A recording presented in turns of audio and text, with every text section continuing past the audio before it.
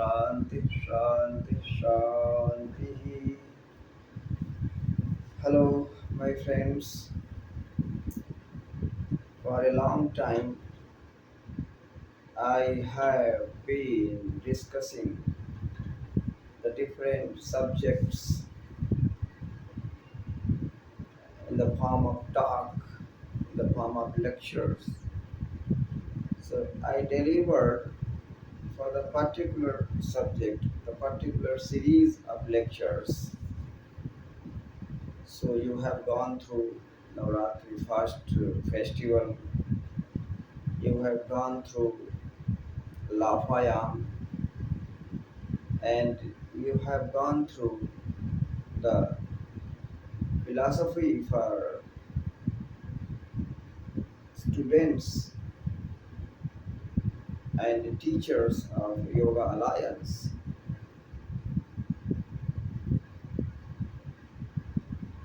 So now I just inform you through this lecture, it is introductory lecture. I want to give you a series of lectures on Gita. Not just lecture, but just like study, teaching.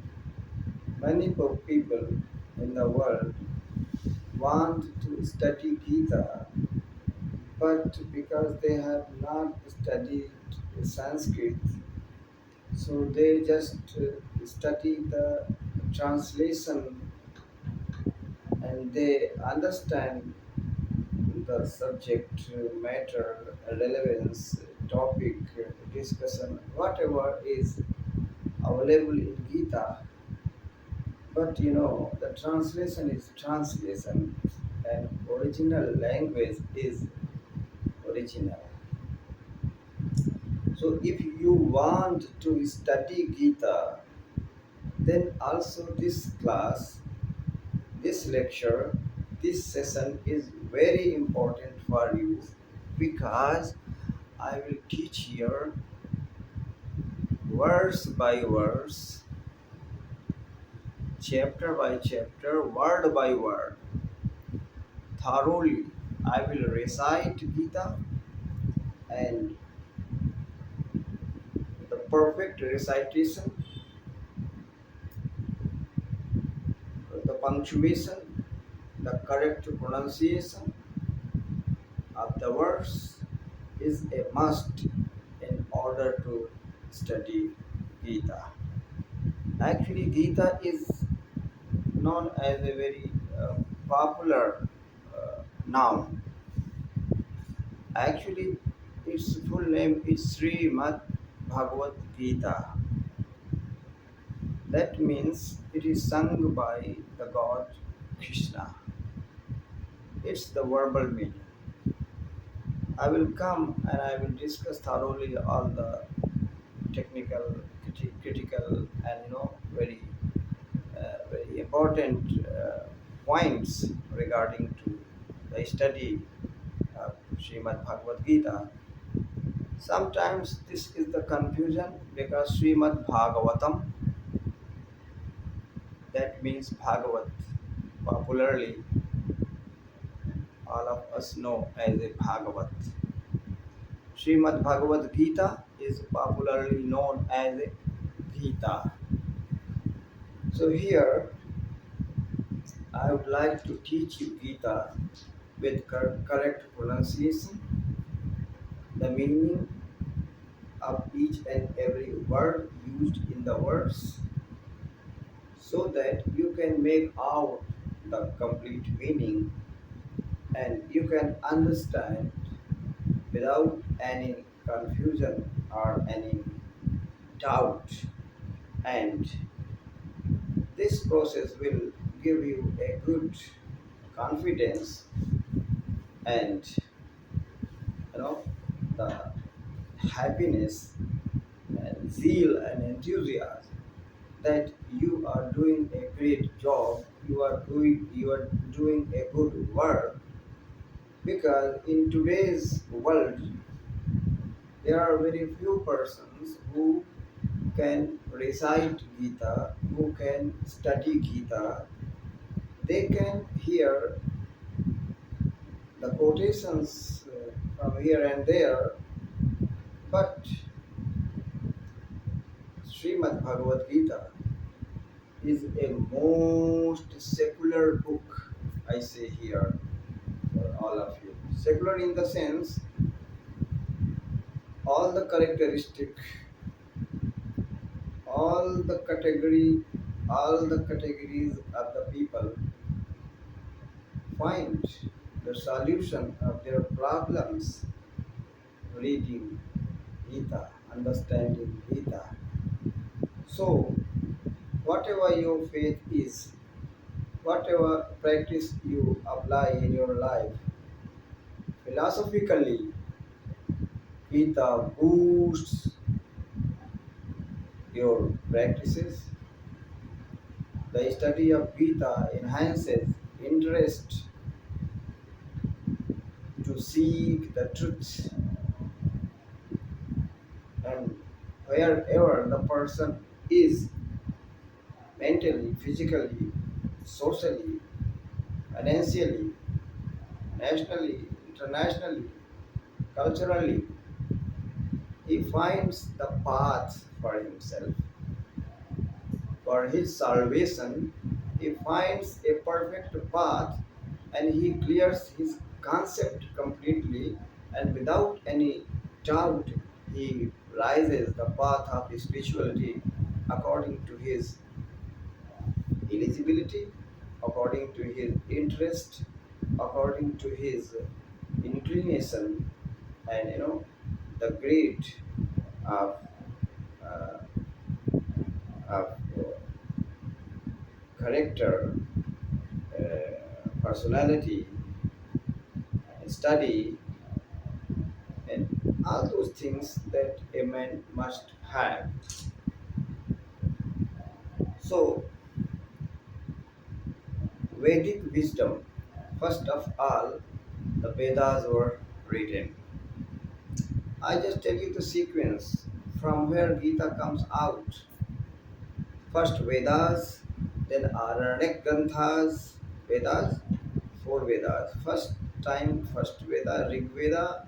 Thereafter, three Vedas came out as a important matter from Rig Veda. So it was just a syllabic order or syllabic requirement at that time. So one Veda became three Vedas. Later, the sage Atharvan compiled one another Veda, taking some important part, some important matter from all the three Vedas. He compiled a book. So the sages gave that compilation a very nice name. The name of sage Atharvan was his name. So that name became Atharva Veda. It was, a good honor, and it was very honorific step to give the name of sage of that compilation. Later, Veda, no, first Veda, then Veda trio of Vedas, and later Brahman Granthas written to explain the Vedas. Thereafter, Upanishads were also written to explain Vedas. And in this sequence,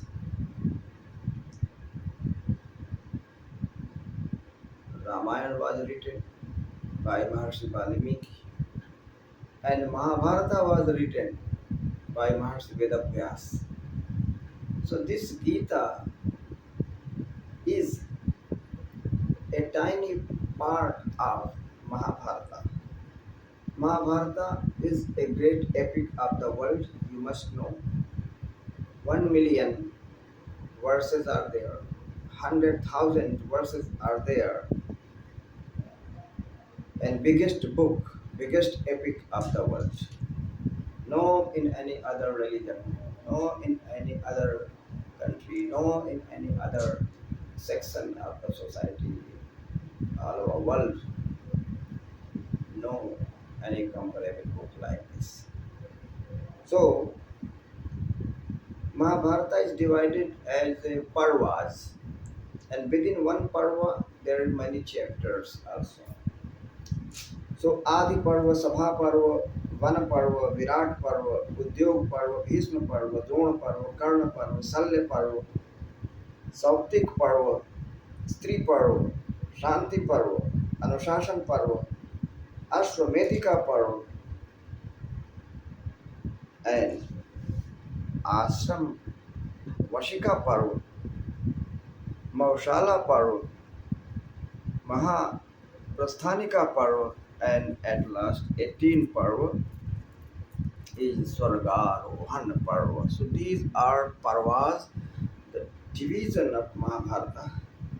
And there is, I told you, Bhishma Parva is a sixth Parva. There are 18 Parvas in Mahabharata. And one of the 18 Parvas, there is Bhishma Parva. In Bhishma Parva, from from 25th chapter to 42 chapter, this is known as Shrimadbhagavatgita, right? So, and in Shrimadbhagavatgita, how many verses? 700 verses. Bhishma Parva's 25th chapter to 42 chapter is known as a Srimad Bhagavad Gita because there both sides the army was standing there, army of Pandavas and army of Kauravas, and then Arjun asked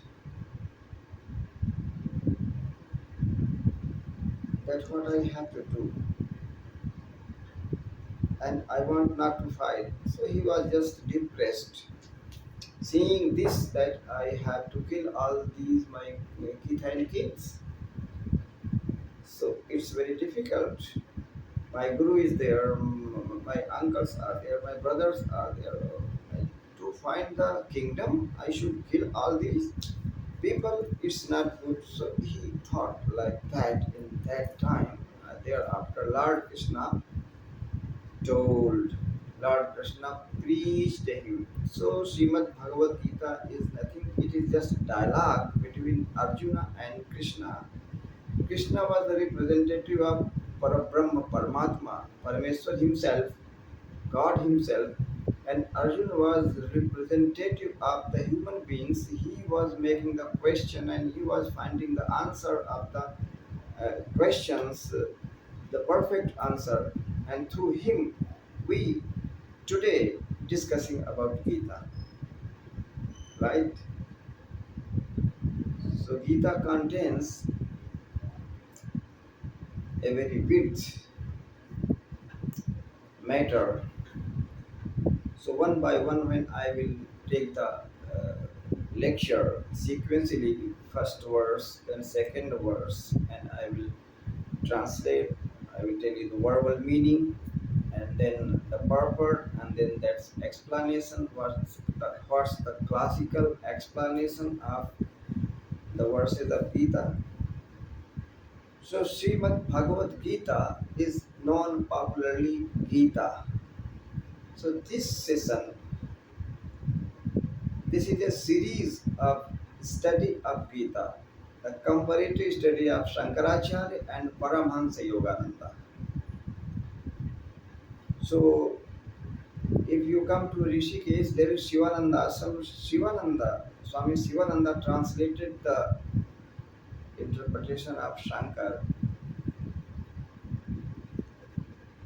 which is totally Vedantic approach, Upanishadic approach, the concept and approach of Upanishad, the, the wisdom part of Vedas, spiritual part of Vedas, because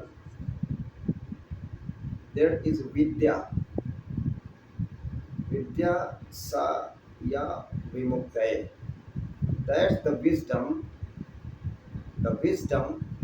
that liberates us.